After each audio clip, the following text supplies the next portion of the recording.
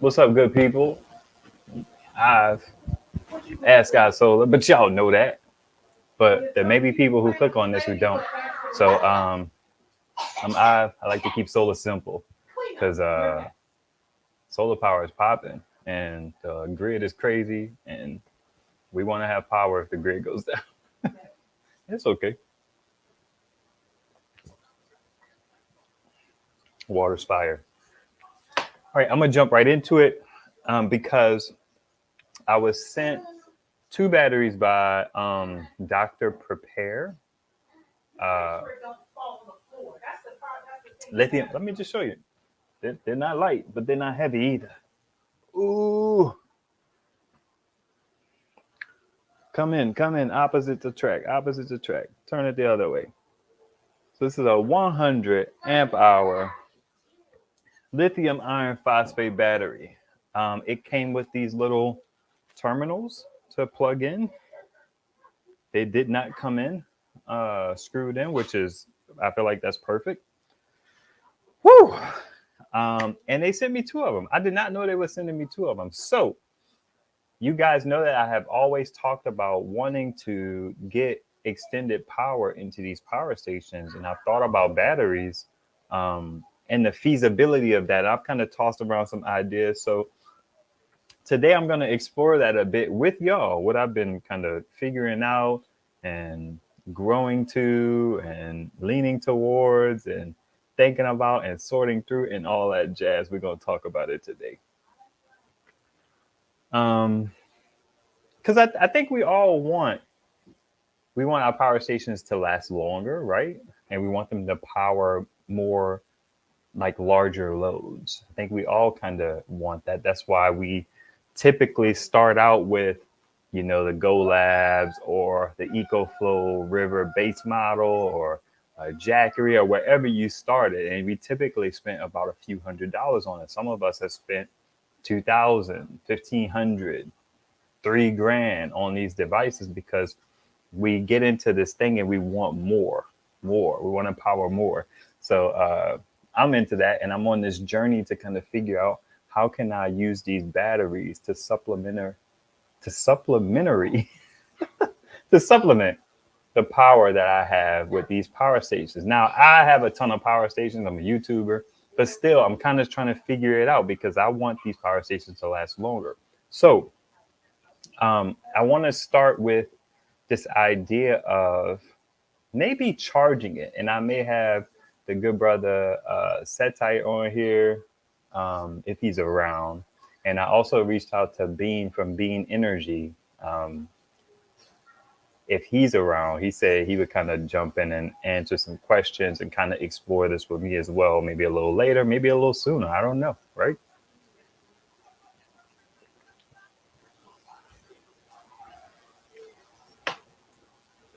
So something interesting about these. Oh, a disclaimer. I'm just like, y'all just walking with me. I am not an expert on this. Don't even quote me on any of this. I just want to explore it and kind of try to think of ways to use these batteries, because at the end of the day, this battery costs like $400, $379, $369. There's a link down in the comments. There's also a $15 off coupon code that they provided, which is cool. But you can get, okay, let's back it up.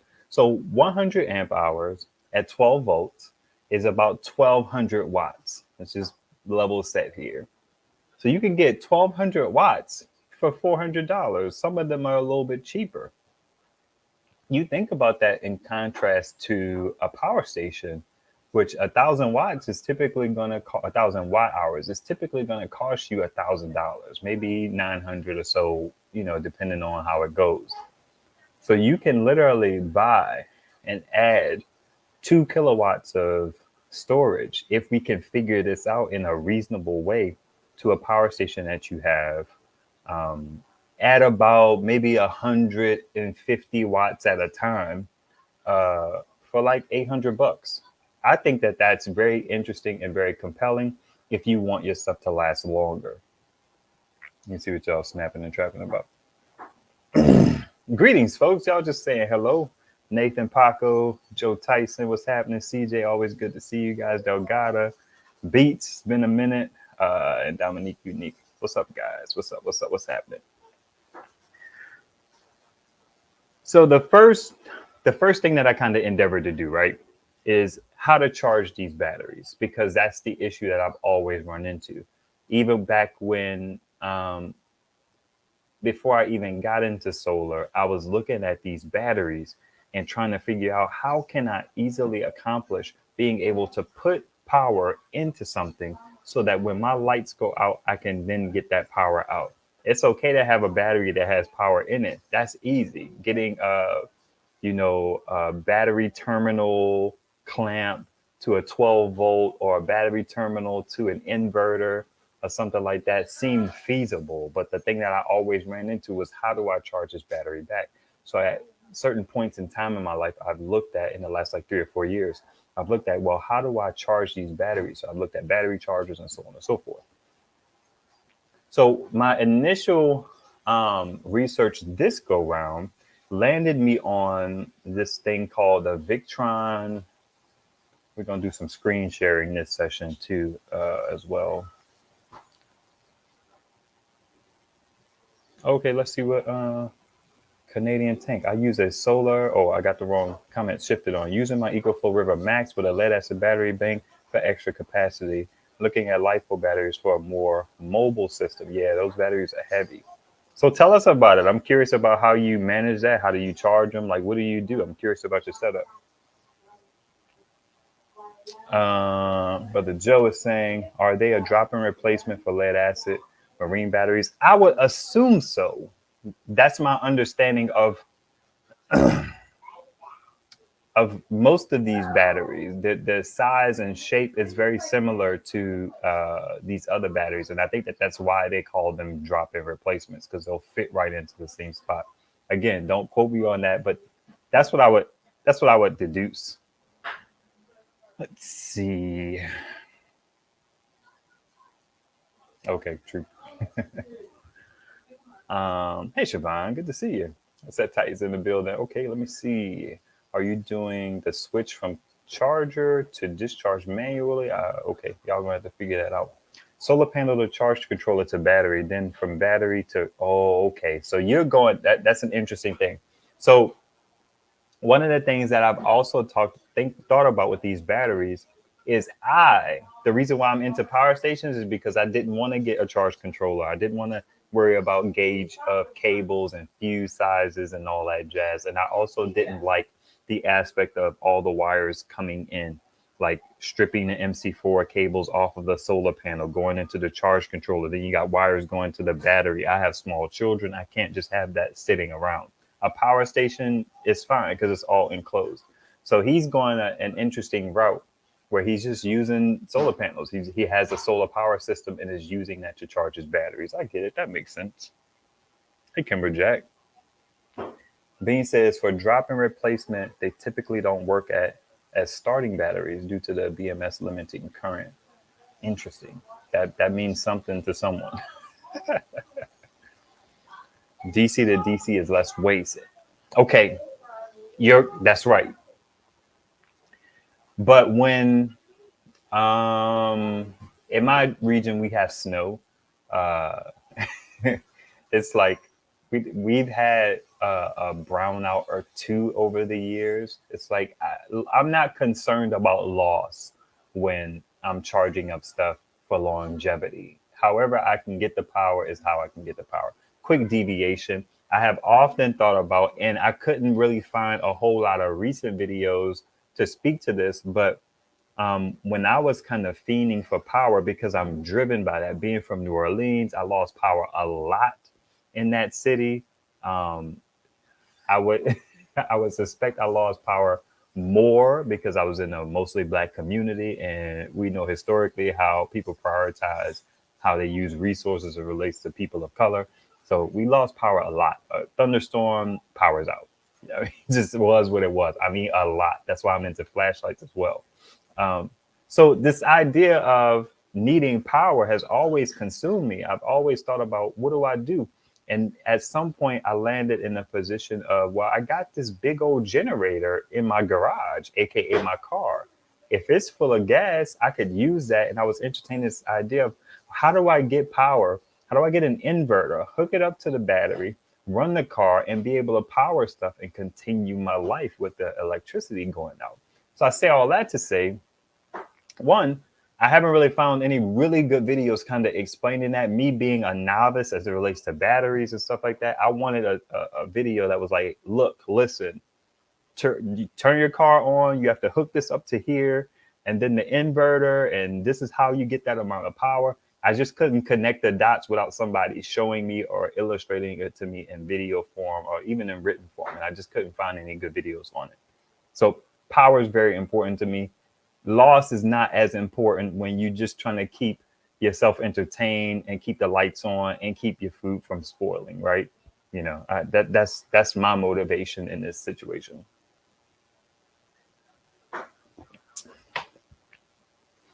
So I landed on what I'm so I was trying to find ways to charge these batteries, and I landed on this Victron. Let's get the screen sharing set up.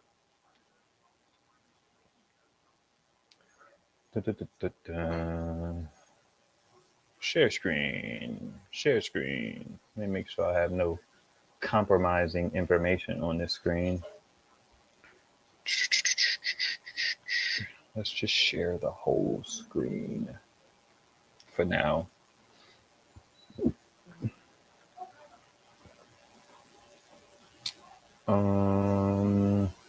Boom. So where is it? There it is. So this thing is the Victron Energy Blue Smart Waterproof. Okay. That's a weird one to me, but I get it, I guess. No, I don't get it. I'm lying. This is a battery charger that has the clamps for hooking it up to the battery, and it also has whatever those things are called. It escapes me at the moment, like O-rings or whatever. I don't know. What are those things called? Somebody help me out. I don't know why I'm blinking on that. I've used my car with an inverter to charge and power stuff in my house during a hurricane in Florida. It seems like the most obvious thing to do, but people really don't talk about it. At least they didn't talk about it. Ring terminals. Thank you. So it has the ring terminals, and it also has the battery clamps. So the thing that I found interesting about this one is it was 12 volts at 10 amps. Some other ones, like there's an Expert Power one that does 12 volts at 5 amps. Now, this is just me thinking out loud, but why would you buy an AC charger that will only give you what you could get from a 12 volt outlet? And I know AC has to change it to DC. I get that, but shouldn't it be able to provide more amp charge than that? Is it a limitation of the cables or what? I don't know. I don't understand. Bean, if you want to come up, man, we could give it a shot. And you could kind of join the conversation. You will need headphones to hear me and a microphone. That's something that I often forget, is the headphones aspect of it. But let me know. Hey, KL, what's happening? Victron prices are insane. Yes, they are. DeMarco's saying, use a LiFePO battery with alligator clips to the Sojin you're using. Sojin. I don't like that term.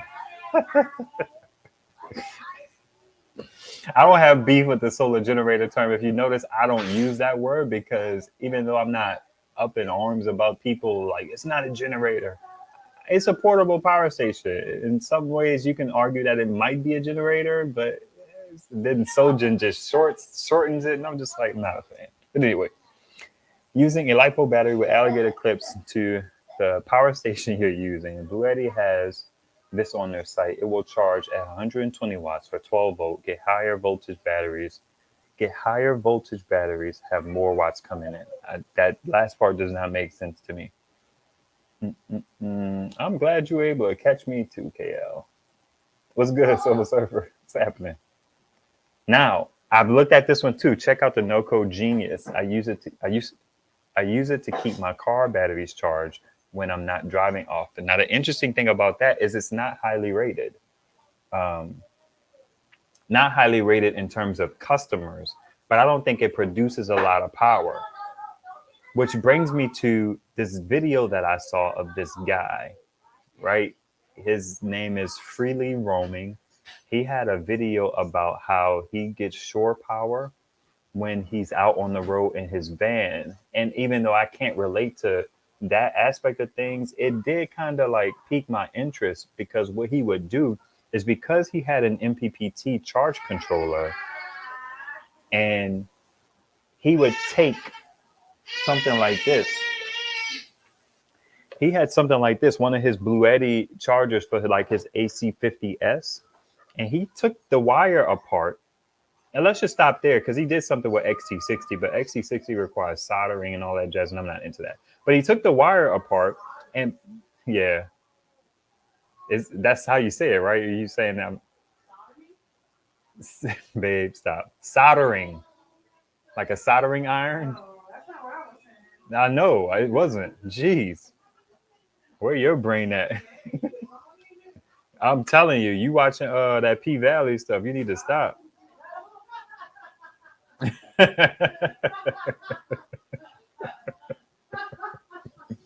Anywho, he took this off and he wired it directly into his charge controller. Now, the beautiful thing about what his did, this is a much bigger one for the EB120 and the EB70, but he was talking about these laptop chargers or any type of charger like this.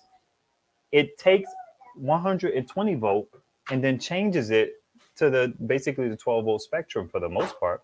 That one is 24 volts at it's like 5 or 8 amps or something like that. And he would plug that into his charge controller. And I thought that was freaking genius. It's like, you already have the charge controller. The charge controller's job is to take the voltage and then bring it down to a usable rate that the battery can use. So he essentially made his own battery charger by just using like an old laptop charger, which was they're typically at about 19 volts. He takes that power, puts it into his Victron MPPT charge controller, and charges his batteries. The benefit to him having the Victron is he has the app and the Bluetooth, and he can see and map and all that jazz. And I thought that was pretty cool. What do y'all think about that? Because I like people who think that way. I'm kind of like, that's dope. So I've been entertaining this idea of, and it also bakes into this idea of what you already have and using what you already have. So if you could get a whatever price charge controller, whatever features it has, and it has a certain voltage rating on it, and these power adapters that I don't use, they just sit in bins for me. I don't charge my power stations from the wall unless I absolutely have to. You could plug that right into a charge controller, strip the wires, plug it in, and then charge your battery. And it'll do everything it needs to do to make sure that that battery is full. I think that that's dope. Let's see.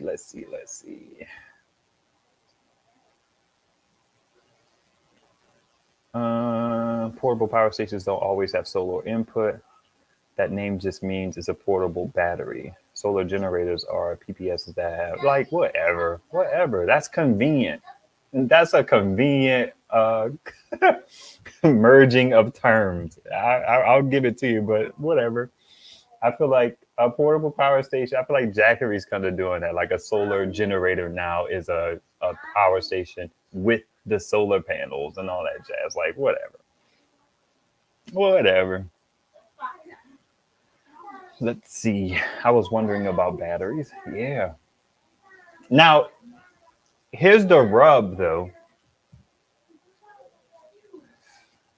I'm still working through this, but these things will only, being on the 12 volt spectrum or whatever, they'll only, supplement your power station by like 120, 130 watts. I'm good with that. I don't have large power draws and stuff like that. That's not a problem for me. I'll take that power, especially since I have the batteries already and it can extend. I think it's actually, it works for bigger power stations, but I think it's more ideal for smaller power stations, right? Maybe like mid-range, whatever. So you think about if you have EcoFlow River. The max output on that inverter is 600 watts in a normal mode. I never use that X boost stuff, which is interesting. And you could add for $400, 1,200 watts of extra capacity, and basically just go. Y'all just told me what those things were: ring terminals to 12 volt. Use the EcoFlow's 12 volt adapter, plug it in, and then be constantly getting in 125 watts or 100 watts or whatever it is. The EcoFlow actually has the app where you can tell it how many amps to use. I have mine on the lowest amp rating because I burned up a couple of those, melted. I melted a couple of those chargers. I still have one. It's a little melted, but I changed it down to 6 amps for that reason. And I think it charges at about 80 watts. So you have 80 watts. Maybe I would go up to 8. So you'd have wattage coming into that thing for forever. And you're already kind of programmed to use smaller loads on your EcoFlow River anyway. You're not necessarily going to be trying to run. Well, I don't want to speak for you. I don't. I would be trying to run like the internet, my TV, a fan, a light, something about 100, 120 watts, 150 watts. This expands your power station greatly. And then Setite and also Jason, in a way, Jasonoid, we're talking about the ability to charge these batteries from being joined. What you doing, man? I'm talking about you. Let me get my headphones together so I can hear what you snapping and trapping about. Was talking about this idea of charging them from your power station. Now, lithium iron phosphate, lives at a higher voltage, but it could put some power in it, which is interesting. Let me see if I can get Bean on here. Oh, hi there. Boom. What's happening, brother? Hey, can you actually hear me all right? I was hoping that it's using my AirPods mic, but you never know until you try. I can hear you. What you eating, man? I got my root beer float. You're over there drinking your water, and I'm like, I gotta have something. Get some water. Cheers. So what do you think about this whole situation? Like, what are your thoughts overall? Or I can ask a specific question. What do you think about trying to charge an external LiFePO battery from just a 12 volt socket of a power station, considering that those things are typically rated at about 13.6 volts? Yeah, so that's a fair consideration. And it's kind of like, I see why you were talking about the DC to DC chargers, because you really need to boost the voltage from the power station that's the regulated, 13.5, 13.6, up to a charge voltage, so you can get up into the 14s. So it makes sense to want to do a DC to DC boost charger. But of course, those are kind of pricey generally. Yes, they are. Especially ones where you can adjust how much current there is, because there's only so much current available out of one of those sockets. So that's hard. It's funny because I've gone down this road recently with wanting to use like an external battery with like a Blue Eddy or something. And of course I go down the road of, we'll just throw, build a LiFePO4 battery and then have its own charge controller. That means you can have a separate array for that battery. And then it just has that slow feed of like 100, 200 watts into the power station, which should work fine. But like you said, it's like, okay, now you got this piece, and then you got another piece, and then you got another piece. It's like it just kind of adds on, when it could be a lot easier to just go grab the official battery from that manufacturer and just add capacity. It still uses the same stock charge controller and whatnot. Yeah. So it's a fun conundrum to go through, because as you know, there's 12 solutions to the problem. So if we could explore the idea, like, those cables going from the Blue Eddy to their external batteries, and from the EcoFlow to their external batteries, they're huge. So it's like, why are we unable to, in the consumer market, find something that can charge these batteries really fast? And I guess the DC to DC charger would be that. Is that the only option? For example, on my Alcatel and my Ace Volt, there is an XT60 12 volt connection. I'll Yeah, see if I can. But which you that's could technically like a essentially, I mean, it's still about 100 and some odd watts.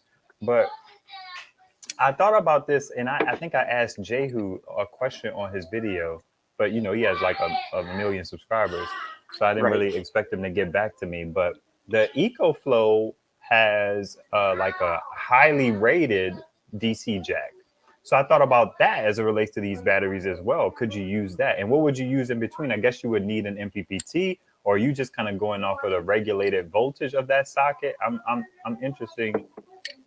I'm interested in your Yeah, because thoughts. usually, I think the big thing that you're running into is that there aren't typically there's not typically a bi-directional port on the power station, right? Like you Mm-hmm. have your input ports and you have your output ports. You don't have one that's both. Whereas when you add from the manufacturer like an EcoFlow additional battery, that's a bi-directional port, So that's probably why the which is cables probably are one of so the reasons big. that it's thick. Yeah, Yeah. because it's like it's actually an extension of the battery, and it needs to be able to supply half the inverter output load if you ever plug something big in. Whereas if you're just pulling 120 watts in, it's just 10 amps, and that's all it is. So that's probably the It's reason. They like, also probably have go communications because ahead. they probably have like an internal BMS on that external battery that Mm-hmm. communicates back to the main pack. So should I Yeah, guess, do we have to accept that for example, why are these AC chargers like this Victron, why is the voltage so low? I don't understand. Like, why are they just 12 volts at 10 amps when we know that in some ways, like let's say in your situation, you're making a battery, you could make a 48-volt battery. Like, why can't you right. go 120 volts, step down to like 48 volts at whatever amps to really like blazingly charge these LiFePO battery packs that you can create? Well, I think first of all, when it says it's a 12-volt charger, yeah, I'm sure it's charging at 14.6, even though it says 12. That's just the nominal. I would assume that. I don't really know what nominal means, but I would assume that it has the capacity to get that battery up to its Up to the requisite full charge. Yeah. Okay. voltage. Yeah, I get that. But yeah, I mean, I'm sure Victron makes 48-volt chargers. They do I wonder. 48-volt stuff, AC down to 48-volt. And yeah, I've considered that too, because especially with lots of if you watch Jehu's stuff, like lots of the power stations can handle bringing in. You can plug a battery into the solar input, right? So then you've got this on the bigger ones, you got that large range of like 20 volts up to like 150 volts that it can handle on the input side. But it's only ever going to bring in like 12 amps or something. And so if you have a 12 volt at 12 amps versus a 48 volt at 12 amps, yeah, you're going to have 4 times the amount of power flowing in if it's a 48 volt battery. So another thing that I kind of entertained, just looking at how cheap it was. Now I haven't Right. compared this to anything else, but I know Jasonoy, I think he did a video on this as well. Because he built a little power station that had this in it, right? I don't think I ever watched the actual video. I saw some of his stuff on it, though. Me either. But But I did yeah, see it come out. because these little tiny MPPTs are just now starting to come out. Because I've always used, you've probably seen it, the silver Palmister charge controller that's like a 60 amp. And for a long time, that was about the cheapest you could get a charge controller. An MPPT, it was like $100. Yeah. But now you've got these that are like super compact. And I love that it's just got MC4 and whatever, is that like an Anderson? Yeah, I Like think that's it is. beautiful. Like that you can just get it with connections on there and just plug in and go. That's cool. So this was an option I was entertaining as well for further down the road because Right. it's like I like the idea of options. I have panels. I will inevitably have more panels, so I could literally plug anything into this. And it sucks, which is why I'm not a fan of this because I have to worry about. I only have solar coming into so many places in my home, it would typically have to, something like this would have to be in my garage.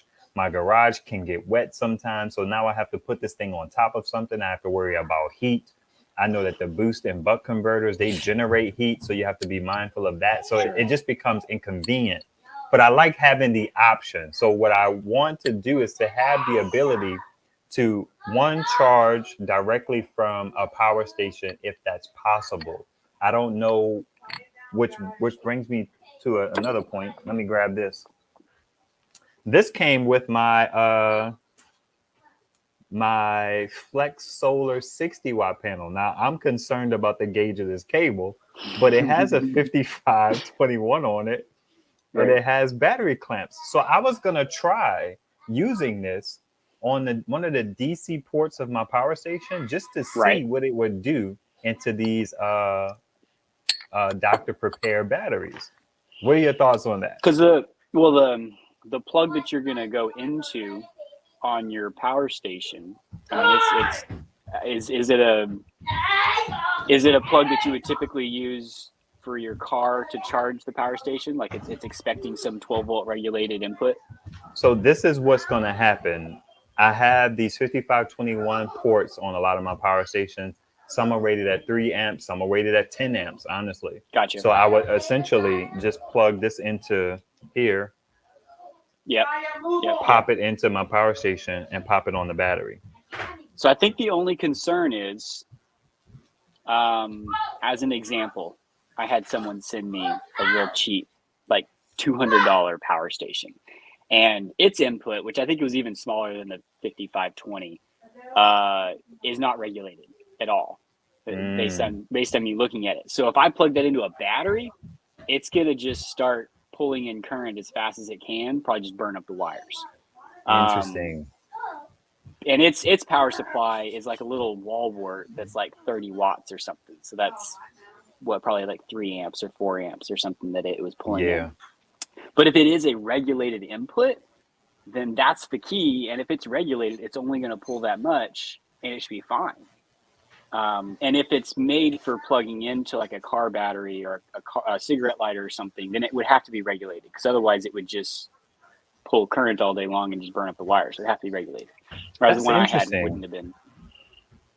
So I remember. So let me grab this real quick, just to illustrate. This is what you're talking about, right? Using one of these to charge a power station.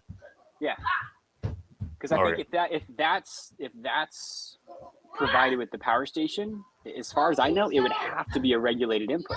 At which point, as long as you use wire that's as big as what you've got there, you should be able to plug it into any old 12-volt battery and pull power off of it. So yeah. Okay. So that is how we would get power from the battery to the power station. This wire you could right run multiple power stations off the same battery, right? I guess you could. I don't know if you'd want to or not. But. Just depending on how many things you could fit on these little lugs that they provided, which aren't that big. I don't know if they should be bigger, but those probably 5/16. Let me see. Yeah. Hold on. Give me a second. I'll pull one up. Start stacking lugs. I guess you could run to a bus bar, but that's just more wiring and stuff. Yeah, probably a little 5/16. I've never seen a 12-volt battery with a 1/4 inch. It's probably a 5/16. Not that matters, but I see what you mean, because it's only so deep. You can only fit so many ring terminals on that before you run out of threads. Go get yourself a bolt from Home Depot.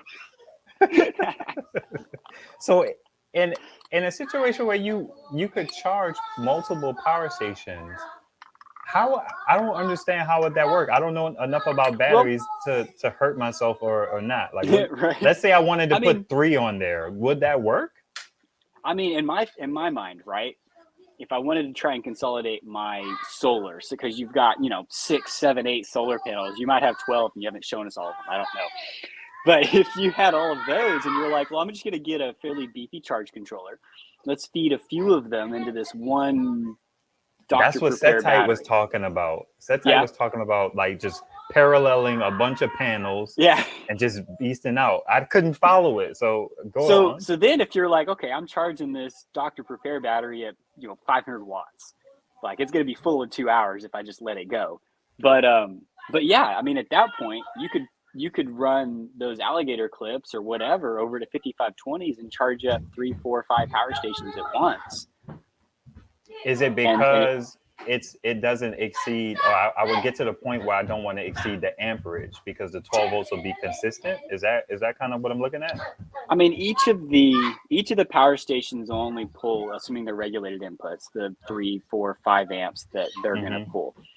The 12-volt battery itself is probably rated for like 100 amp output. That's what they're usually rated for. Let's say, let's just say it's 50 amp, just to be on the Let's just say conservative it's side. 50. But even then, that's what, 10 power stations at 5 amps apiece, and that's assuming no solar's coming in. Because if you've got 500 watts of solar coming in, that's about 50 amps. So the solar's really just going to be coming in, hitting the terminal, and going right back out to a power station. It's not even touching the battery. That's interesting. I want to believe that. You want to believe it? I want to believe it. So it's a situation where you could have solar coming into a charge controller going into the battery. And then the theory is that me and Setai were talking about this because he was saying that even if it does touch the battery, so to speak, it's only dropping it maybe like what, 10%, 1%, 3%, 5% in that moment. So it's not really cycling it much. So I struggle with believing y'all on that, but both of y'all have said the same thing. So if the solar's coming in to this charge controller, which is going into this battery has, let's say it has a lug long enough to support quite a few power stations, all charging from 12 volt, then I would just need to make sure that I don't exceed the amperage output of the battery or max that out. Now they talk about C rates and stuff like that, and you want to like withdraw power at a certain C rate for the health of the battery. So that's something that we would have to consider, because you don't want to be maxing. Go ahead. Yeah, that's the same thing as because if it's a 100 amp hour battery and you're pulling at 100 amps, that's 1C. Right. And that's usually what solar storage batteries are rated at for lithium iron phosphate anyway. So, and yeah, I mean, keep it below the rated. That way, if there's no solar coming in or a cloud rolls over, then yeah, you don't exceed whatever the discharge capacity is. What's up, Lee? Lee the Presty. I didn't mention, so Bean has a channel. It's called Bean Energy, and me and him talk along with myself and Setai and Jason Noyd and whatever. So he has a channel. That's why he's on here. I didn't, give you a chance to. Hi, everyone. There you go. Boom. How would you summarize your channel in a few words? Oh, don't ask me that right now. Oh, geez. That's one of the things on my to-do list, is to be able to summarize my elevator speech for my channel. There you go. That's I know it's one of the things on my list, but it's fairly technical. I have my own little business where I sell used solar panels primarily. So a lot of my channel is trying to show some of my customers how to set something up or how certain things work. What is a 24 volt solar panel anyway? That kind of a thing. So it's trying to educate along the lines of solar panels, and a lot of it gets into bigger systems. Like I sell to a lot of people that have a cabin, and it's going to cost $30,000 to have them set poles to be able to get power up to the cabin. So it's like, yeah, just do it yourself for $10,000 and have a little setup, and it'll be fine. Yep. But, yeah, boom, that kind of stuff. It's very technical. Yeah, I'm trying. Just as a person who's like super casual, sometimes I watch those videos and I'm just like, okay, all right, that was good. Go ahead. You come from an IT background too, right? True, I do. So do you as well? You're an IT dude? I wasn't until about 4 months ago. So. Oh yeah. I feel you. 100%. 100%. I find that like right now work is getting in the way. So I feel you there 100%. It's like, all right, you guys, let's get life and all that jazz. It's just like let's get Ive on the YouTube salary here. Hey, I'm all about it. Okay, so like, let's see what Setai is talking about. Setai, you can join if you want to. You don't have to, but you can jump on. Yeah, that'd be fun. I saw someone use a Jehu 36 volt battery to charge an AC 200p using a charge enhancer. It's why I bought the charge enhancer. I just need to get the battery now. That's interesting. Yeah, I said tight. You were the first person that because I was on some live stream here and you were talking about the charge enhancer, and I was like, what in the heck is that? And so I had to go look it up, because the way I understand it, when you've got the AC 200P, and you can cut me off, if I'm just going off into the weeds here. Say, wait, stop. Because you've got the normal MPPT solar input, but then you also have the charge from the wall input. Well, the charge from the wall input is really just a brick, kind of like that Victron thing that you were looking at earlier, right? It's just an AC to DC conversion brick. And then it feeds it into, yeah, exactly that, right? And then it feeds it into the station. So the charge enhancer basically replaces that brick with, we're going to go DC solar panels into a DC voltage current that the AC 200P likes, instead of AC voltage into a voltage that it likes. So it's just kind of replaces that brick, which I think is really cool, because then you can have two solar inputs to the power station. Why not? So then it takes what is a DC converter? We'll take it from it's basically whatever MPPT voltage charge controller. Right. And then it takes it down to what, like 16, 17 volts or so, I guess? I'm not sure. Or 14, 15, I don't know. I think every power station is different, but it seems like I've gotten a little bit of experience with these Blue Eddies and stuff. They actually tend to be buck boost MPPT controllers, because you'll notice that it seems like the battery inside is like a 3648 volt, but you can go from like 20 volts all the way to 150 when you're feeding solar in. So it can either boost to the battery voltage or buck to the battery voltage, and it doesn't seem to matter. It probably boosts it up to like 48 volts or 60 volts or something, just because the current across the wire, you want to keep that down for all the circuitry inside. It makes it easier to handle lower current, higher voltage. But that's just a guess. I don't actually know. Huh. Let's see. Jehu gets too technical. His ideas are awesome, though. Yeah, it gets real interesting. I was actually happy that he did a video about 12-volt battery packs. Now, the only issue that I had with the video is the charger that he suggested for the battery packs was like 12 volts at like 2 amps. I'm just like, what is anybody going to do with that? It's going to take 3 days to charge a battery. I think a lot of his mindset is the California folk, though, where it's like, I could go weeks or months and be fine, and then there's going to be a wildfire or windstorm, and they're going to shut my power off. So it doesn't really matter. You don't need to charge super quick. It's just like, get it charged up this week sometime. It'll be fine. And then I got my Powerwall ready to go. That's something how... You're really loud, sir. That's something how we all kind of default to our variables that matter to us. Like Will's variables is the battery needs to have low temperature charge disconnect. True. I'm that's a big one for him, isn't it? I don't care about that. I don't care if it's cold. The battery won't be outside, but I get why he values and you're that. up north. And I still don't care. Oh, good brother Setai is joining the stream. Let's see. Oh, good. What's happening, sir? Nothing much.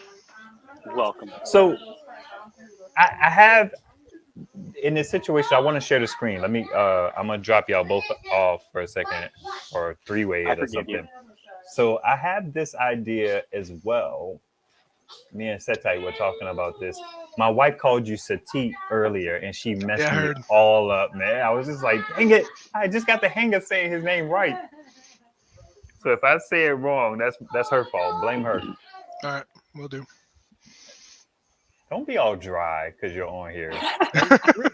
Relax. Take it easy. So it's set tight. That's how you say it. Set tight. Yeah, set tight. Okay. Cool. So in looking at this, so one thing I have to do is I have to compare prices. But I was thinking about this as well, this MPPT charge controller to charge the batteries, and then just going straight from like Anderson right to this, and then I'm done. So if I have an extra panel laying around, I can kind of charge this thing up and be greedy off the sun like I am all the time and get more power. But the main goal is to be able to have something like this where I'm going from the wall, or where I'm going from 12 volt to my batteries. And I have not found a very like, because I don't really understand the DC to DC chargers and why they cost so much. I mean, I get what they do because they do something different, but I just ultimately want an easy way to go from like maybe a little bit higher than what you could get from your 12 volt outlet, if that's possible, and going that DC route. I don't know how that's supposed to work, but I'll open the floor to you guys. Yeah, I'm not quite sure why they're so expensive because, as I understand it, the DC to DC chargers are just like a PWM charger, really. So they're even less fancy than an MPPT, so they should be pretty cheap. And that's all the charge enhancer is. It's just a DC to DC charger, Blue Eddy brand. I think the expense comes in. It's actually a boost because it has to take that slightly lower voltage, or your voltage drop when you start putting a load on those wires, because it could drop to 13, 12 volts, and making sure it gets it up to the 14.6. But yeah, they're still super expensive. And it's like, why? I bought, especially like a 12 to a 48 volt, like those can get ridiculous. Like $600 for a DC to DC charge, and you're like, why? Yeah, it's weird because I mean you can get solar chargers that still have a boost as well, and they're not as expensive sometimes. It's strange. Now, and if it's current regulated, why don't we just use a solar charge control? Yeah. Yeah, here's the go ahead, Bean. I was gonna say I've done that. I built a little power station for a buddy. He wanted a USB-C output for his MacBook, and so I got a little green solar boost charge controller and just ran that to take from the cigarette lighter, and then I could actually control how much amperage it would put into the battery and just boost it to 14.6 or whatever it was, and works just fine. I think it was $40. Check this out. This is actually very promising. It's like 12 volts, 20 amps. I think this is almost perfect for what I'm looking for. Very interesting. I may have to add this to my list of things to consider. What do you guys think? I sent you a link earlier today. Wasn't it for a Powermaster or Mr. Like $100? I think it was a DC to DC. But wasn't it like solar? Wasn't it an MPPT? It wasn't like a wall one, right? I thought it was one of those. I thought it was a DC to DC as well as solar. I'll have to double check. Yeah, but then it would. Okay, hold on. Let me see. Now, also, being Jasonoid, he sent me this, which is interesting. It's way too complicated for me. I can't wrap my brain around what I would do with this. But it's basically kind of like the Power Mister things. But I want to revisit that in a second because I find this incredibly interesting. So this could, charging specs 14.4, charging current 20 amps. I think I really like this one in terms of being able to plug this into my power station, plugging this into my power station, hooking it up to my battery, and being able to charge my battery from my power station, especially when my power station gets full. I don't like mathing on the fly. I don't think Bean does either. No, I've heard you say that. I've told myself not to do that ever again. So that's 240 watts. I like that. I think that's feasible for being able to power dump, because sometimes my big power stations will get full. I try to manage them so much so that they don't, but they do sometimes. Sometimes I'm not around and I don't get to it.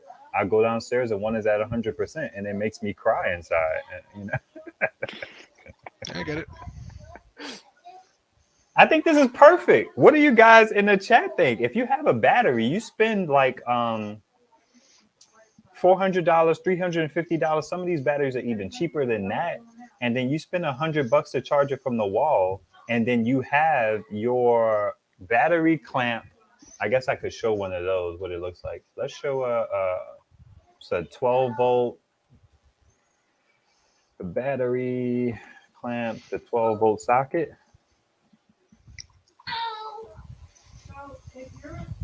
I guess you could do clamps or you could do the rings, but something like this is what I have in mind. You hook it up to your battery and then you could charge your power station from this. That's $12. I would probably try to find one a little more expensive than $12 because that's just how my brain works. $12 feels really cheap, and I want it to last. I want to be able to push some power through it.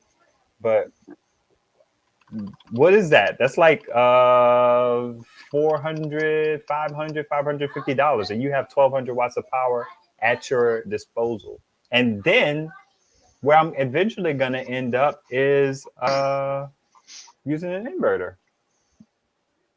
What is that, 12 volt?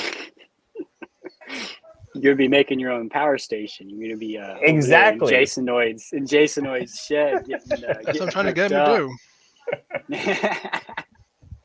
Now, I have to level set here with the prices. This is my first time kind of looking at inverters. I don't know if these are reasonable prices or not, but I want to get a pure sine wave one. And I also want it to be a nice quality one. I kind of do a mid-tier thing where it's like it's not the cheapest and it's not the most expensive. I kind of like to fall right in the middle. So that's my goal as well, but mainly for the sake of having options, because I'm big on options. So that's where I'm at with these batteries, man. I have two of them. They can only be connected in parallel. So that gives me a 12 volt, 2200 watts or something like that. I think it's like 24 something.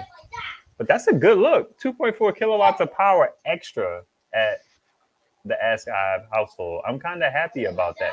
Now, do you guys, I know you make your own packs, Bean.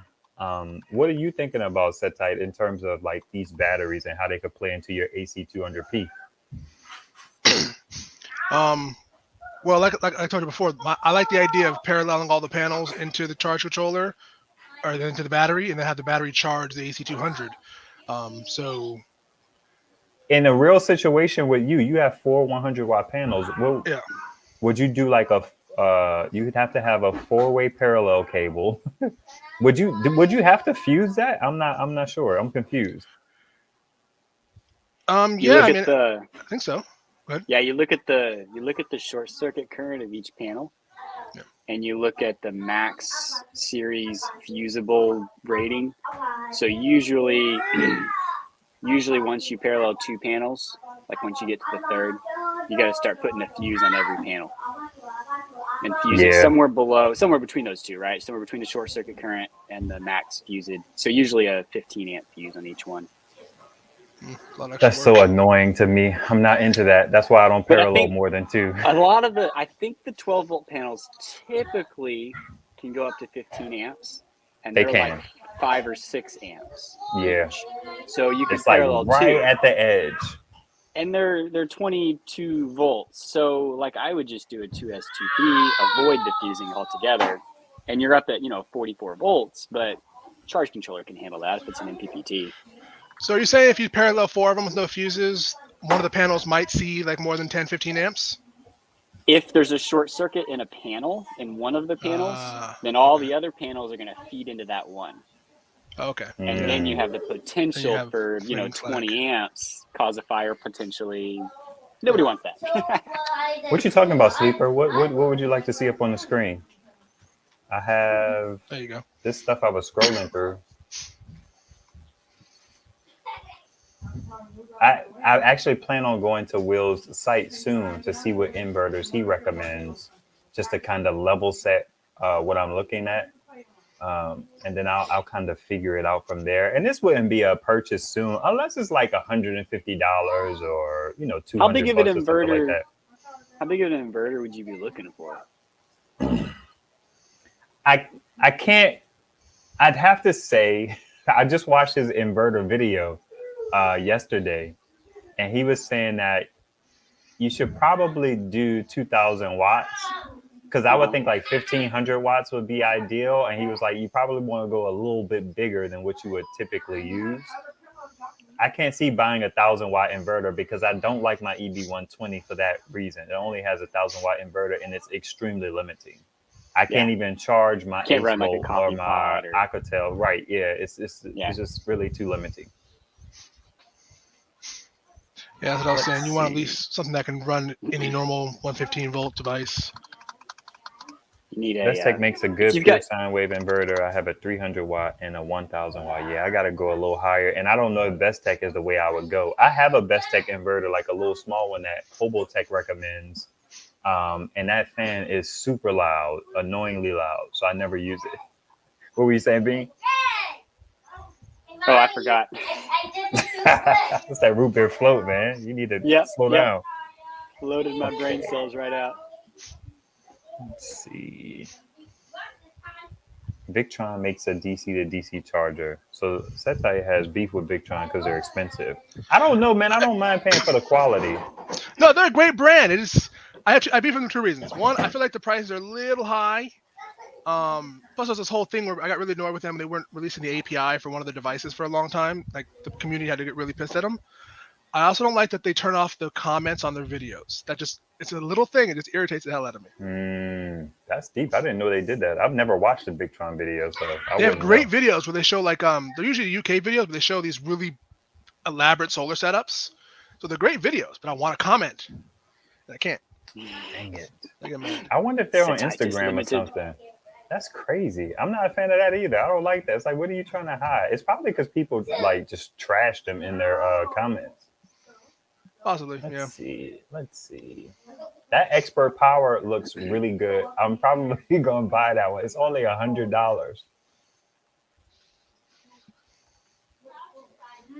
All right, I'm gonna rid you guys of my live stream. Y'all can hang around, but I'm just gonna talk casual now. I don't even know how to get you guys off. How about that? You don't have to leave. You can stick around, but I have to figure out how to not have you there. Let's see. I don't want to remove. Bear with me while I try and figure this out. I wonder what happens if I remove you. Oh, okay, yeah, okay, okay, that works. Y'all are still here. Can you say something, one of you guys? Okay, it removes you, and then I can't hear you, so you are silenced in my live stream. And y'all could drop out if you want to. You don't have to announce it or anything. So do something on your own. Oh man. So I'm in this position where I have these batteries and I want to start using them. My EB120 was full today and I was annoyed. I had to go down there and like put my mini fridge and my deep freezer on it because it actually does a good job of running them if I don't plug them up at the same time. So I have to plug one in and then kind of let it do its thing and then settle. And then I need to plug another one in and, then they can kind of coexist because they don't power cycle at the same time. So this guy, if I look at, let me think about that for a second. Because if we think about this MPPT charge controller, the super basic one for $50, it can take in, I need to find the range on this because I'm getting back to this idea of using what I have. And I have these power bricks. Now, I'm not saying I'm gung-ho about cutting this open.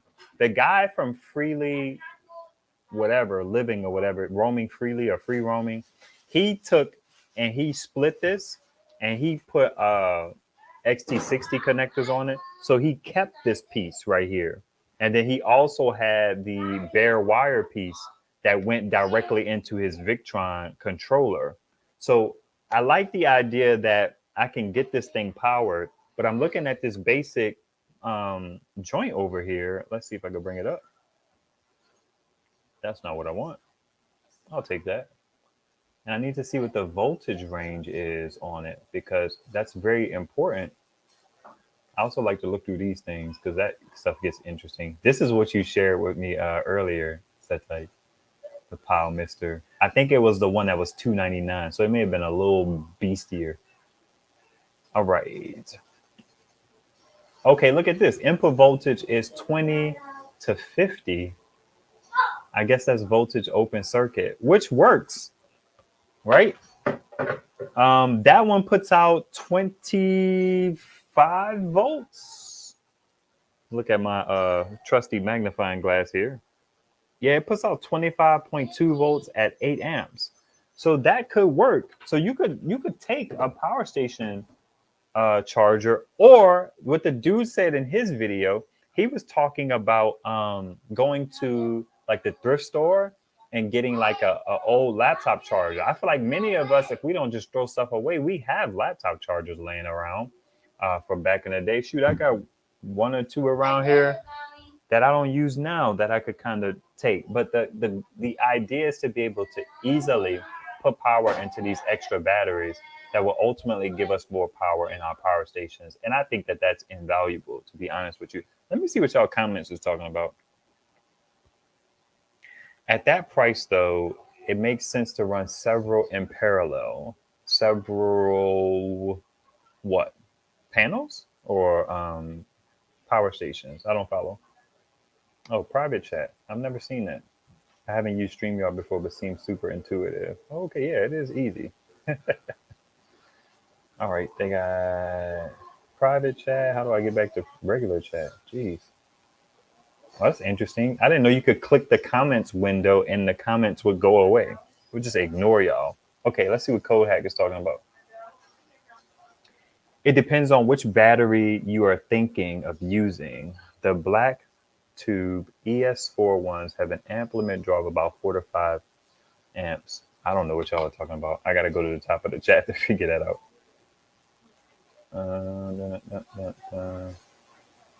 They cost so much due to the amount of wattage they put out. Interesting.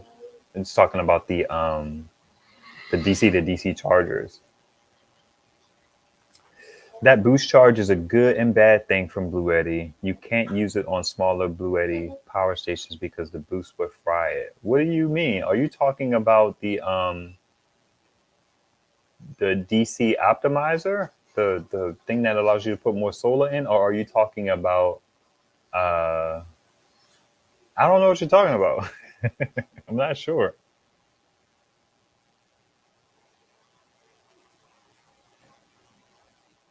So the people watching, did you guys who are, I would say, less tech savvy, did you understand what we were ultimately getting at? And did you have any questions or things we can clear up for you? Okay, yeah, the charge enhancer. So let me go back to what you said. Because you said something about it frying it. The boost charge is a good and bad thing for Bluetti. You can't use it on the smaller Bluetti power stations because the boost will fry it. And you're talking about the boost charger. Yeah, I guess so, because it puts out that much voltage.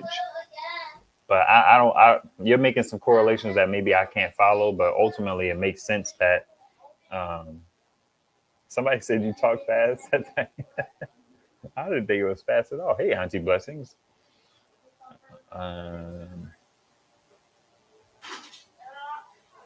So I think I've gotten to a space where I'm kind of ready to spend some coins, to be honest. I'm ready to buy something to use these batteries. But I think what I'm first going to do is I'm first going to try and see what comes of this whole shindig right here. Yeah, I'm curious about this. I may try to find one with bigger wires, or I may use a power station with a lower amp draw, which is sad because the 8-volt and the Alcatel both have 3 amp 5521 ports.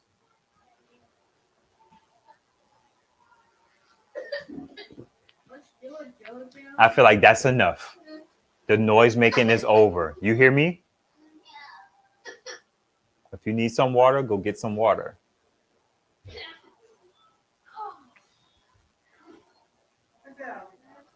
Shoot, I dropped water right on the clamp. All right, let's see. So nobody has any questions. I feel like it all just makes sense, or is it just too much to really process through? Do I need to give a practical example? I think I did with the EcoFlow.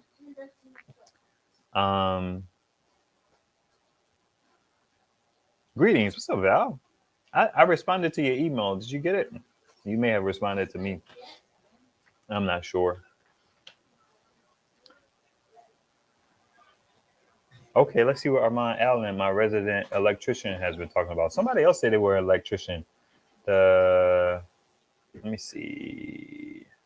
Canadian tank.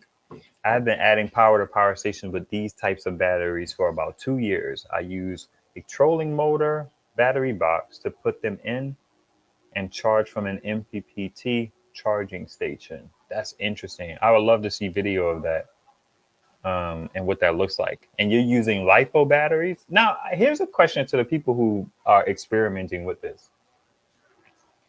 Can you use car batteries for this stuff? Can you use golf cart batteries for this stuff? I know there's limitations to those batteries. Or is it just better to just go with the LiFePO batteries? Curious. Do you have a portable jump starter for your car? I do not. I use mine for the AC200 as a supplement in emergency situations with the car adapter that comes with it. Interesting. That's interesting. I have to take some time to kind of process what you're saying there. How does that work? I don't follow. How would that work? You can use a cigarette USB-C charger at 65 watts, maybe 100 watts. Right. But you would have to have a power station that can take that in. Or are you just talking about powering like little devices, Kevin? That's all I can think of is Home Alone in that moment. I don't know why. I've never thought of Home Alone when seeing your name. B3, what's happening, boss? I charge my Blue Eddy all the time with my car battery. Interesting. Well, under what circumstances? Like, why do you do that? Y'all just out here in these streets using these batteries. I feel like I'm slow to the game. But y'all been banging out since forever. This is pretty cool. What's up, Lord? Came in late, but I think I'm understanding. Okay, good. You can use car batteries and golf cart batteries, but they are heavy and not designed for high amp draws. What's a high amp draw? Set tight. I'm trying to connect some dots here. I also have two 20 amp, 120 volt AC chargers for lithium iron phosphate batteries. 20 amp, 120 volt. You mean 12 or do you mean 120? I get what you're saying ultimately, but I guess it would have to come down to 12 volts to charge the batteries. What company makes them? Well, they can push out high amps, but they charge slow. What rate do they charge at? I guess 12 volts at what? I literally don't know anything about batteries. I was talking to Setsite. I was just like, dude, you got to give me like the dummy version of how to handle these batteries because I know nothing about them and I could hurt myself and I don't want to hurt myself. Like this whole idea of using the pre-charge resistors. I don't completely follow that. Bean, do you have any take on that? You get added back to the stream now. I have use for you. Oh no, hi. You have a use for me now. I was like, I may as well stick around. Do you have a take on the pre-charge resistors? Pre-charge resistors. I can tell you about pre-charge resistors. So when you're connecting anything with a capacitor in it, I guess. So I mean, charge controllers and inverters both have capacitors in them. When you initially connect it, it's going to have that surge of power to charge up that capacitor, which we all know capacitors are very quick at doing things, which then means spark. So if you say connect the negative side, make sure the inverter is in the off position so it doesn't try and drain the capacitor while you're charging it. And then take that positive cable connected to the resistor and then touch the other end of the resistor to the positive terminal of the inverter. It'll actually slowly charge up the capacitor. And then since the inverter's off, you can then wire it in without a spark because now the capacitor's full and everything's good. Why do I see some situations where I see people like touching battery terminals or putting tools on battery terminals and they're real cavalier about it? And I'm just like, that looks dangerous, but it's like once they do that, they're like, yeah, okay, it's fine now. It's fine now. I mean, you definitely don't want to short it out because even a 12 volt gets freaky. With like your own hands touching the terminals, it only gets dangerous if you're over in the 50, 60 volt range. because your body is a resistor, and you can't really flow through it unless you're getting up into that range. If you're wet, you know, or you're sweaty or something, you can, you know, feel some shock. But I think that's you know, that's like some sort of OSHA standard, is anything over 60 volts, you have to start worrying about wearing gloves and stuff. So when I put these in, what do I need to know about screwing these things in? You just need to make sure that you never short with a piece of metal between the positive and negative terminal. You can touch those terminals with your hands all day long. It doesn't matter on a 12-volt battery, 24-volt battery. That's not going to be a problem. You just want to make sure a tool doesn't touch between the positive and negative. Okay. Good time. That's it. All right. Anything else I need to know for using these for the first time? Don't be like me. Don't be like me and connect your chargers backwards and then blow the capacitor inside the charger. How did you do that? I need to know that, because I could make that mistake. I know nothing about batteries. Can you tell me about that? It's easier when you have like Anderson connectors and you're like, okay, it's already polarized positive and negative, right? But I had a 48 volt battery, and I had a variable power supply, so it was just black and red alligator clips, and I was talking to my brother and plugging them in. Yeah, it blew the power supply.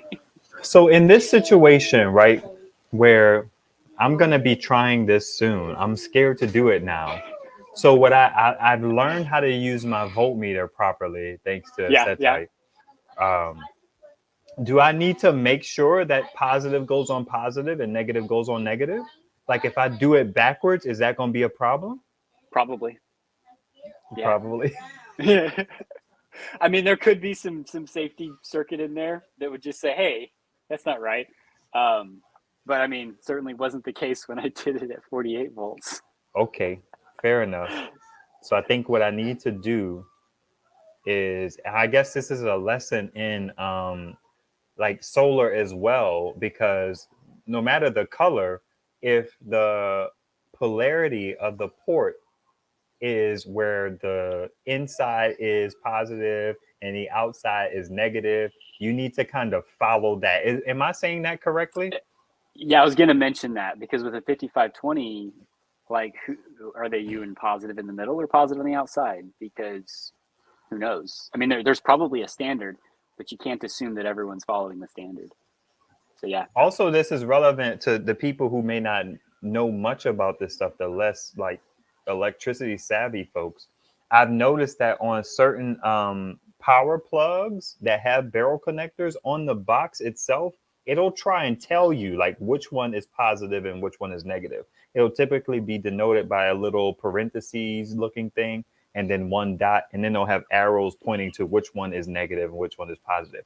I've never understood how to read that, but it just makes sense in my mind now that I'm thinking about it as to why they would tell you that. I had a router for Verizon that I would not plug into a power station because I didn't know what polarity was coming off of the barrel connector that I was trying to use. So it essentially would have been a cable like this connected to my power station and providing power. And because I didn't know how to use my voltmeter to determine which one is negative and which one is positive, I just avoided doing it. And I don't even know if you could technically get those prongs inside of something so small. So maybe to be able to test it, right? Yeah, maybe even something like this would just be good for that, I guess, if you plugged it in. Oh yeah, because you could test what the which one's outside there by using continuity in your multimeter, and then be able to plug it in and see. I hope. You're saying words and they almost I'm make saying sense, words. But well, I was just thinking, like, because you don't know, is red the outside or is red the inside? That's a great point. Right. So you'd have to use the ohm meter for the continuity meter of your multimeter. So grab the outside of the 5520 and see, is that red or black?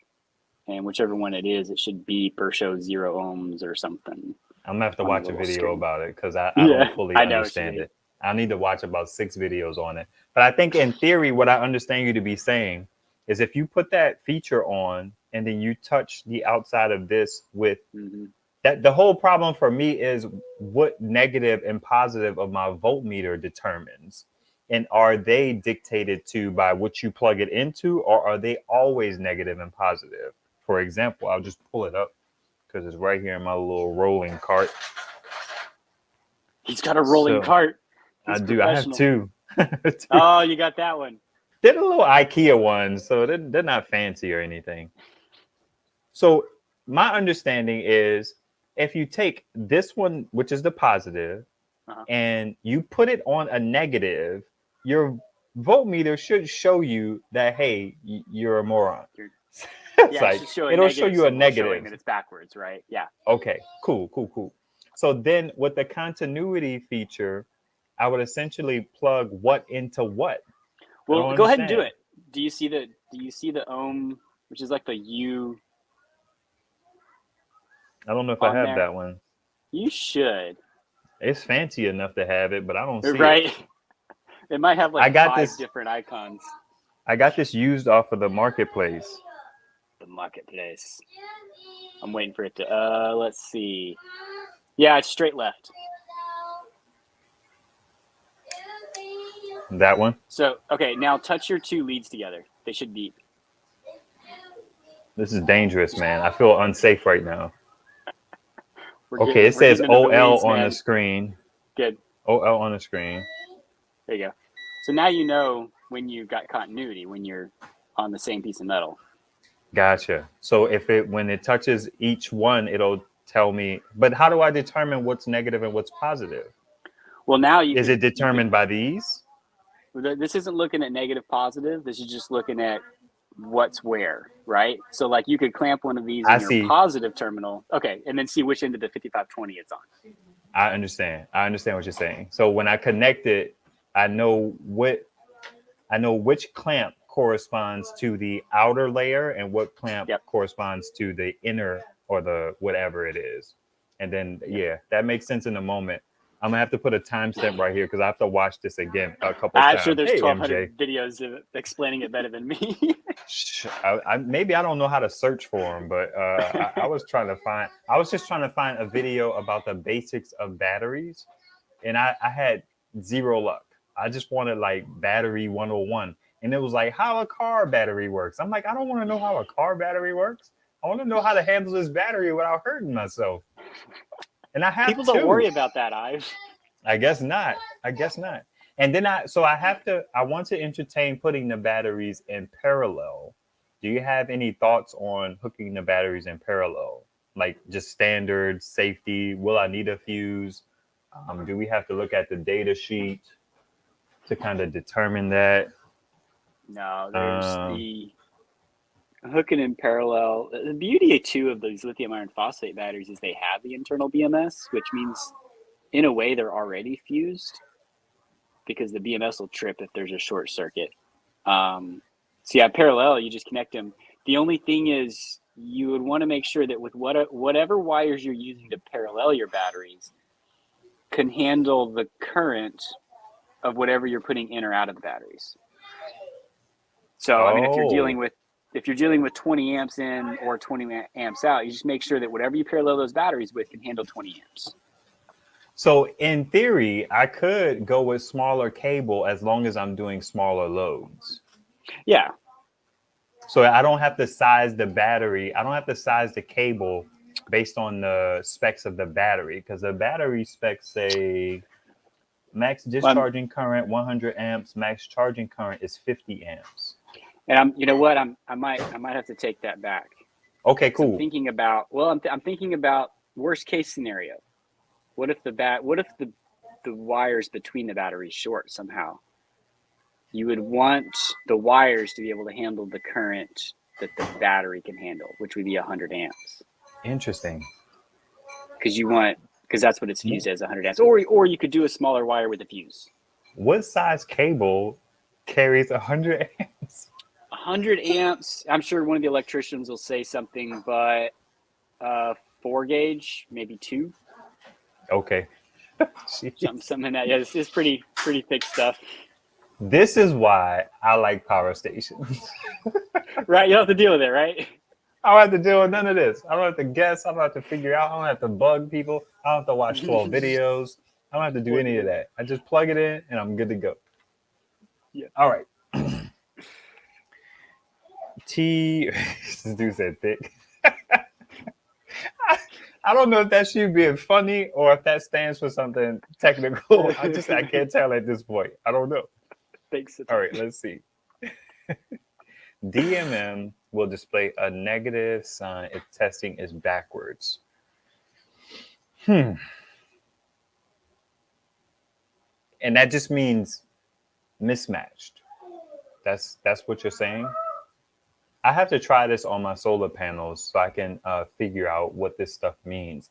But I tell you what, I did get to a spot where I was able to test batteries out, like little AA, 18650, AAAs, to see. I actually got some replacement cheap batteries for my Ryobi, and I was able to touch the probes to them to see what kind of voltage it was sitting at. What I need now, somebody told me, I leave comments up on the screen. What I need now is a guide to figure out how much voltage batteries should have, because I don't know that stuff by default. I know it's like 3.4. It's listed on the battery, but I don't know what the range is for a dead battery to a fully charged battery. I had a 14500 that I didn't use for a while, and it died on me. And I couldn't throw it away because I wasn't sure that it was dead. I just knew it wouldn't charge anymore. And if I knew how to use my voltmeter and if I knew the battery voltage, I would have been able to test it. But I threw it in the trash because sometimes it's hard for me to throw stuff away, and I just have to do it. Like, I literally have to cut USB cables that get a short in them, because if I don't cut them, I won't throw them away. I'll use them. So Or I someone cut will them and pick then them I back put up them in out the of the trash. Yeah. I have to cut them. That's the Yeah, only way I could get rid of them. Go ahead. The whole battery voltage thing is just the chemistry. So whether Okay. it's alkaline, what's that, like 1.6 volt would be full. NiCads are like 1.4. Nickel metal hydrides are like, I think they're saying about 1.4. Lithium ion, like what you would have in like laptops or drill batteries or whatever, they're what are they, like 3 to 4.2? 4.2 would be fully charged. And then the iron phosphate, of course, which is what we all know and love, would be 2.5 to 3.65. So I'm looking at these pale blue batteries. They're these fancy batteries that they charge me all this money for. And I'm trying to see what the rating on, because it's a 1.5 volt. Because I think what they did is they just repackaged a battery and they put the fancy package on it, some USB batteries. But they're supposed to be lithium ion batteries, which is supposed to have better voltage and better be able to charge faster and all that jazz. Let's see what the milliamp hour capacity is on these. So is but that it is like 1.5. So is that like a battery with a USB port on it? Like, is that what that is? Yeah. So I bet you, I I wonder if show it's got an internal regulator that just drops it to 1.5. Oh yeah. So are you saying that based on the chemistry, it should be higher, but they dropped it possibly to make it work? If that's a lithium, the lowest they could get would be like a lithium titanate, and that would be like 2.2 volts, I think is the nominal on that. So it has to be it's got to be a buck converter circuit in there dropping it to 1.5, which is cool that they could fit that inside of a AA. Interesting. Huh. I wonder. I wonder. I feel like they're scamming people under the guise of like green and, protect the planet and stuff like that. But it says 1.5 volts on it. And I'm sure it is. I'm sure it's because they're charging from USB, so they're charging from a 5 volt source and then probably dropping it to 1.5 or 1.6 from the 3.7. It actually says it's 2.25 watt hours, which is cool that they put that on there. Batteries don't typically put that stuff on there. Right. And it says 1500 milliamp hours and 1.5 volts. That's interesting. So now if I put my probes on these batteries in their full, am I expected to see 1.5 or am I going to see something different because of the chemistry? Well, on the outside there, you're probably going to see 1.5, but if it's a buck circuit taking it to 1.5, you're not going to see any gradient probably. It's probably just going to measure 1.5 until it just drops off a cliff. Yeah, so that's what they say about these batteries. Which is cool. So it's probably either going to be 1.5 or 0. Interesting. That unlocks my brain. because that's supposed to. One reviewer talked about that with these lithium-ion batteries.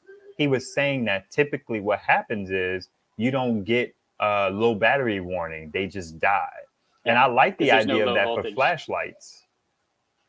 Yeah, Because who wants a low-powered flashlight? It's like, dude, just Right. power or be dead.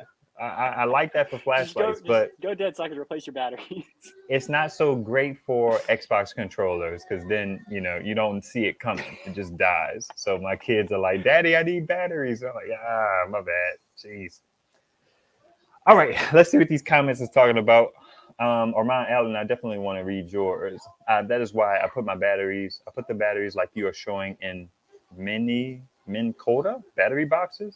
The boxes already have 12-volt receptacles that are fused. That's interesting. Okay, I'm going to have to look at battery boxes now. I just plugged my Blue Eddy 12-volt cord into the box. What do you mean? Like do a 8mm port? I'm not sure I follow that. That's interesting. If measuring 12-volt, go ahead. Probably through the cigarette lighter, right?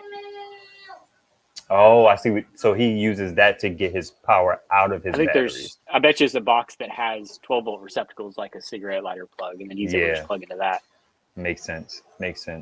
If measuring 12-volt, if you place black lead on positive, okay. If measuring 12 volts, if you place the black lead on positive terminal and the red lead on the negative, it will show negative. Okay.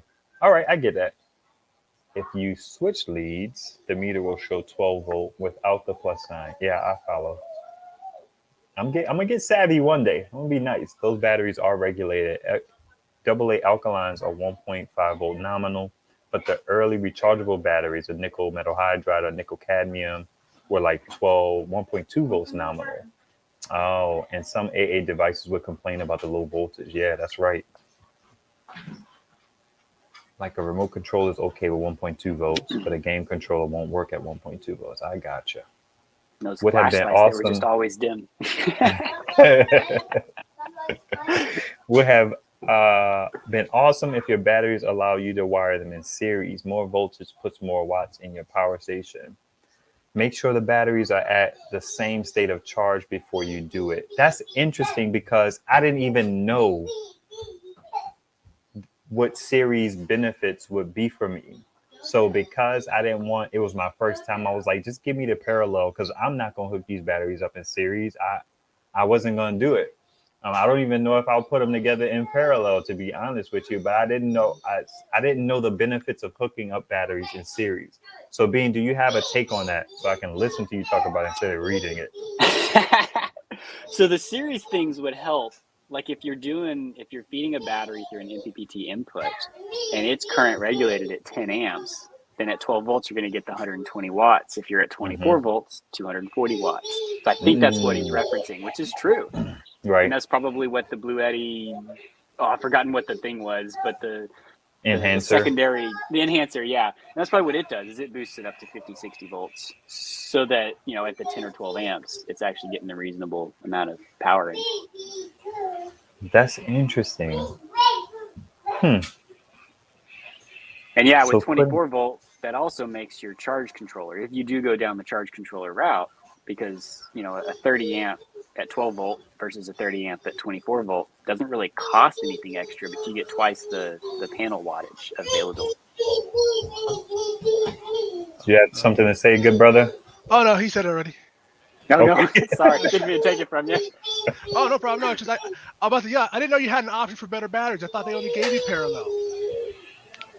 Yeah, they asked me. I thought I mentioned it. I mentioned it to somebody. It was either you or Wayne. I'm not sure. Wayne. They gave me. You would have told me different. Yeah. It's like, no, series 1 voltage. 12 volts expensive. The cabling is expensive for 12 volts. That's another thing that came into play as to why I went 12 volt, because if I was going to be going down this route of like beginner friendly, MPPT possibly, inverter possibly, I didn't want to have to mess with 24 volt. And I wanted to be able to go through the process of what a normal person would do. I feel like an average person wouldn't go 24 volt. I don't think they would understand that even as an option. And I wanted to go with ease of availability because I remember Will Proust talking about this idea of 24 volt being a better way to go because it's more cost effective, but people still kind of like Jeff is a word we use in New Orleans, but people still Jeff or kind of like brag for 12 volt or whatever the word is. I don't know. But that's interesting. I mean, now I know. The good thing is the batteries didn't cost me anything, so it's not an L I'm taking. But so is it that you go ahead. can't put these in series, or they just didn't give you the wires or whatever to do it? They say you can't, but I don't understand how. Well, usually the reason that they say you can't is if the BMS inside doesn't support it. Because if you've got it in 24 volt and the MOSFETs on the BMS are only rated for, say, 18, and they try to shut off when it's at 24 volts, they'll just weld themselves shut, at which point you don't have a BMS anymore. It's just always on. You don't know that it's broken, but your batteries aren't protected anymore. So that's the biggest concern with going in series when you've got a BMS. One thing, the reason why I also got these batteries, not necessarily about the series in parallel, but I got these batteries for people who are possibly entertaining something like this, is they have a display screen on them. That was one of the things I was always concerned about with these batteries in terms of like what percentage was it at? How many volts was it at? So I could know when to charge it, especially if I was like renegade charging it and I was charging it. Because I monitor stuff. I don't need like automation like the good brother said. I'll go down there and be checking it like, okay, it's at 12.6, 13.2, time to pull it off or whatever it is. So I don't mind, but I'm glad it had a screen on it. That kind of gave me a peace of mind. And I don't think the series had the little display option, but they probably do, which will make me feel bad again. But it's okay. I won't feel too bad. Let's see. Okay, Jimmy is saying you nailed it, Bing. So shout out to you. No, what you'll actually want to do is once you get all this set up, because you love your data, right? Victron actually does have a really nice product that I don't think anyone else has a really good competition for, and it's their Smart Shunt. Yeah. And that will measure the current in, current out of the battery. So instead of being a voltage of being like, well, I think it's in the top 20% of charge, but I'm not sure exactly, it'll actually tell you what the state of charge is of the battery. It's pretty slick. And I think it's $140 and it's Bluetooth. So the range on it isn't great, but it's just a shunt. Like it's literally just something that it's an interface that goes in between your whole setup, and it just gives you. Yeah, I don't know about that. I don't like data that much. I don't even think I like data at all, to be honest. I just kind of want to know what's going on with it. There was this video where this guy I had been looking for a long time. I took a screenshot of it, but of course it's on my phone, and a phone I can't find. That's the problem with having multiple phones. I can't put my hands on all of them at one time. Let's see if I could find the video in my history. It's from this really good channel. It's like, dang, where's history? So like YouTube keeps moving stuff. Library is probably, okay, there we go. I'm going to try and find this so I can put it up on the screen because it talks about the voltages for lithium iron phosphate. And it's funny because like, let's say 14 point whatever, 14.3 is like 99%, and then 14.4, it's something weird. Like the spread on lithium iron phosphate is very strange. And the dang it, let me find it. Flat. The discharge curve is super flat. So yeah, you don't really know what state of charge you're at unless you're in the top 10% or bottom 10%. Other than that, you know that you're somewhere in the middle 80. And that's kind of what nominal voltage is. It's when you're in that ideal range. Okay, 12 volt masterclass. This is it. While I look this up, Bing, can you tell me, do you have an opinion on grid tie inverters with limiters? Are you familiar with those, and what do you think about them? I'm familiar with what you're probably talking about, which is you go to Amazon and look for your 1 kilowatt grid tie inverter with the little clamps that you can monitor current in and out. And obviously the point is to be able to supply power to your house and not to the grid so that you stay under the radar. I'm sure they work just fine. My experience with super inexpensive grid tie inverters like that is that they are very, very lossy. I had one that I think it was about 60% efficient, and the rest of it was heat. Like, it was bad. Oh, those ones weird. might be a little Wow. better. I don't know, but the one I had was bad. Which one did you have? And You had one of those like the little kind of like car inverter looking ones.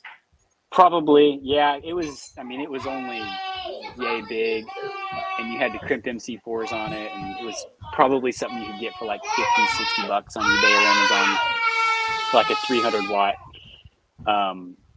The limiting ones, I'm sure they work. Obviously, there's much better equipment out there that can do the same thing, but you pay I'm trying to $300 find for something. an Amazon one. Stop moving I've my been chair, weirdo. I've been playing with ones that cost $3,500, and those are fun even then to get to work right. So I try not to condone that type of thing, because really, if you're feeding into the grid, you should have an interconnect agreement. And the whole, well, I'm not actually backfeeding the grid because I'm doing zero consumption, is like, I don't know.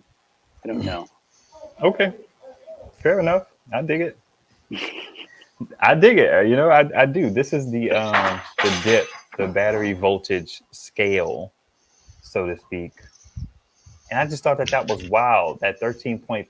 This is interesting, Satai, because this is what we were talking about. Charging these batteries from your power station, and what the receptacle on your power station, your 12-volt receptacle, was rated at. And this would be good. I feel like if it's at 13.5, I can get these batteries up to 99%. And then it takes a whole nother, like, you got to go up to 4. Now, question. What is this idea of like floating and float charging? What like some people say LFP doesn't need to be floated. That's like a Correct. AGM or whatever kind of theory. I don't even know what that means. But do I need to worry about the issue of charging my lithium iron phosphate battery to 13.3 volts instead of 14.6? No, so that float charge has to do with how the lead acid batteries and such, how they self-discharge. So a float charge gives them like a real small charge to keep them topped up. But our lithium batteries don't self-discharge very much, so that's not a problem. Okay. Do you guys, both of you, have any advice for me with these batteries, just overall, considering everything that we've talked about on this live thus far? I hate open-ended questions. Cautionary tale. Be mindful of. If you can't answer it, that's fine. You're a super careful person anyway. Like, obviously, you're now dealing with open terminals, but I mean, it's not like they've vent anywhere. You're not gonna let them freeze because you keep stuff inside anyway. Right. Do these actually have the low temperature cutoff, or are these? They don't. They don't. Wild West. But you said, if you're keeping them inside, like, who cares, right? It's not like it's gonna be freezing inside. If it is, you got other problems. I actually brought a little thermostat for my power stations because I wanted to put my power station, at least one power station, in a garage during winter. And I put it down there, and I don't think it ever got too cold. And then I think I was watching a video of somebody, they said, another thing is, even if the air is that cold, your power station has to get that cold. And typically it takes a little bit of a while for your power station to get cold enough to match the air temperature around. So I think I'm pretty confident that the garage, go ahead. Yeah, especially if it's inverting or charging, because you're generating heat from that, right? Right, yeah. Toby makes a good point. Fuses, circuit breakers. So anything, when you're coming off the battery, if you have, say, a 16 gauge wire, which I realize is going to be hard to know what you've got, right? Because they might just be wires that don't have any labeling on them. Really, every wire that comes off of that thing should be fused. And it should be fused somewhere between what the device is going to use and how much the wire can handle. That way, if something short circuits, your wire can handle it, your fuse will blow, and everything's fine. I wish I followed, but I don't. I was like, no, don't get complicated. I don't follow. I'm also slow brain, so it's not your fault for explaining it that way. So I need to think about a real world example. I don't have wires right now, so it's like I can't even Okay, equate so it to anything. let's use the little alligator clips that you had with the 5520 on them, right? That's probably, let's see, if I had to guess, what would that be? Like 18 gauge, maybe 20 gauge wire? Because it's probably for like a 3 amp, right? So Yeah. ideally, you'd probably put like a 5 amp fuse on that. Now, I have a feeling that a lot of this stuff isn't fused normally when you're dealing with power stations, but ideally, you would maybe cut that positive wire and put a little inline fuse. Not gonna happen. Not Yeah, gonna happen. they don't want to cut anything or solder anything. Not doing it. Not doing it. Not gonna no happen. soldering. I ain't We're gonna have to cut. learn I ain't you. gonna We're gonna have to strip. learn you. It's mainly because I don't have the tools. That's one thing. Tools are very important. I'll get you some crimps. You got a heat gun? It's like, no, I don't have a Oh heat my gun. You get one of those God. 12-volt barrier strip things. Some of those have fuses in them. It's kind of like a fuse panel, like an aftermarket fuse panel. Like a Now, if I buy wires off of Amazon, like in terms of going from the ring terminals to a 12-volt receptacle, and there is an option on there that I can put a fuse in, I'll just buy that to future-proof it. I'm assuming it'll have a fuse in there, but I'll buy that. I won't not get the fuse, but I ain't gonna cut no wires to do it. Nah, I'm not. you can get Go ahead. you can get what do you call them, couplers, and they literally have solder built into them that will melt with a heat gun. I haven't actually used them, but I've seen them, and it's like that's really cool. So you would literally just cut and strip the wires and stick them in and just heat gun it. I think Silver It's Symbol like, did it's a a video beautiful on thing. that. He does, yeah. They're pretty good because they do the soldering, but they also have a sticky part that holds the wire as well. So yeah, they're real hard to rip. Okay. All right. This is unlocking stuff for me. I do have a question for you, Bean, about solar panels. I realized with my Renogy 320 watt, I think that dip is about 46 inches. Let me look up some specs because I want to get your take on this. But I find that it's a little unwieldy to move, and I'm wondering if some of these bigger panels that you have that are taller, if they're a little bit narrower. Because if they are, I could see myself getting like a 5-pack of panels and just spending some coin to kind of future-proof myself. I don't feel great about it, but I at least know that I could handle the panels easily, even though they're taller. Because the width of that Renogy panel, it's to have to move that more than a few times, it gets annoying. Let me try and find the specs on it. Do you know any of the measurements on, like, that's what most panels are. You're like one of your favorite panels or one of your popular panels that's about 400 some odd watts. Do you have a brand? And I'll look it up to see what the measurements are. No, I mean, I know what they are off the top of my head. They're 39 inches wide, 79 inches tall. Would be like the Jinko 395 that I have right now. So they're probably that may be a little wider as your Renogy. Let me see. I think these are 36. Format. Let me see. Kind of drum roll for the 320. Yeah, I'm checking now. Come on, man. Jeez. Yes. What number? Right here. Phone number. Would you like to unlock 5% off? I would not. I never do that. Ridiculous price. I never do that. I'm like, they'll say, "Do you feel lucky?" And they'll be like, "No, I do not feel lucky." I click that all the time. It would be nice to be wireless right now. Can you just kind of move the laptop? Oh, thank you. 504. Yeah, that's not the last 7.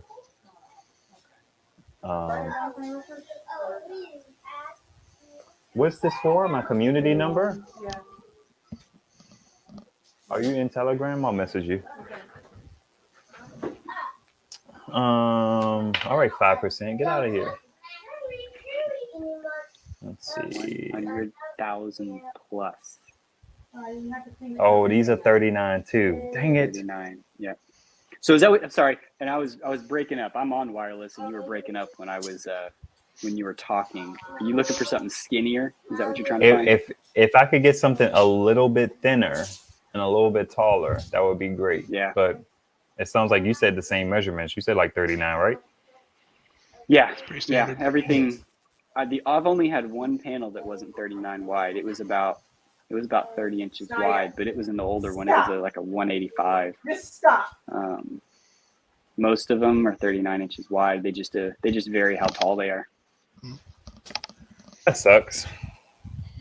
It's movable, Yep. but it yeah, it sucks. All right, let's see what I these know what you comments mean. are talking about, and we're gonna get up out of here. Let's see. Yeah, you were thinking about my 504 number. Let's see. What am I doing here? Let's get back to that.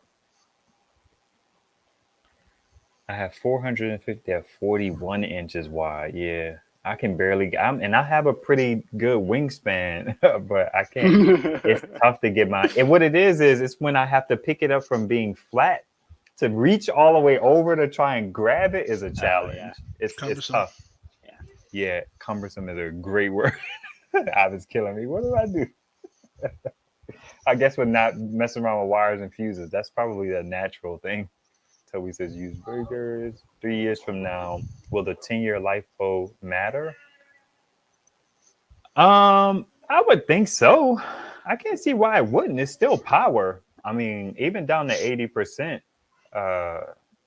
it's still energy. You probably will use it as a throwaway. I wonder what's dying. I hear something. One of my power stations is beeping. So I don't know what's dying around here, but something's beeping. Yeah, I think so. Yeah, but What do that's you one of the guys think? considerations that's Will's big opinion is that like run your batteries 100% because in 5-10 years when you hit your 80%, like you're gonna be getting different batteries anyway. Like, but I think what For he's most saying is in people. 3 years, and I don't know. Yeah. I don't think in 3 years the battery technology is going to change drastically. I think that lithium iron phosphate will still be a big player. That can change, but I mean, even right now, lithium batteries, at least the ones that I'm buying from China, they're more expensive now than they were 2-3 years ago. Yeah, that's interesting, especially considering everything going on in the world. So I kind of get that. I would hope that things would normalize. I actually saw a video from Graham Stephan that was talking about the car bubble is about to pop. So maybe used car prices will go back down to something that's normal instead of being like all over the place. I am getting this Wi-Fi notification. So I think my stream is dying, which is fine. I'll stick around in the chat for a little bit. Thanks to you guys for joining me and conversing about all of this fun. stuff. Thanks for having us. But we're going to go ahead and wrap it up. Y'all be beautiful. Have a good night. See ya.